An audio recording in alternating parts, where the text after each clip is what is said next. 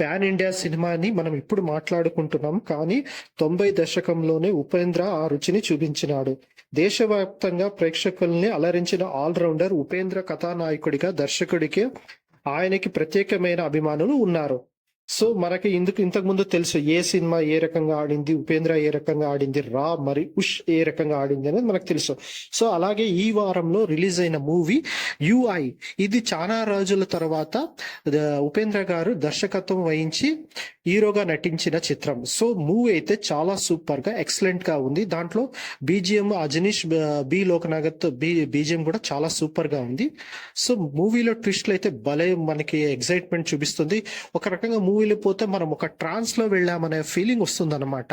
So ఈ movie cinema హాల్లో చూస్తేనే మంచి కిక్ ఎక్కుతుందని మేము చెప్పగలను. ఉపేంద్ర యాక్షన్ అయితే చాలా సూపర్. సో మనకి ఒక రకంగా డిఫరెంట్ మూవీ తీయడంలో ఉపేంద్ర అనే సాటి అని మనం చెప్పొచ్చు. ఇలాంటి మరెన్నో విషయాల కోసం నా యూట్యూబ్ ఛానల్ సబ్స్క్రైబ్ చేసుకోండి. Thank you.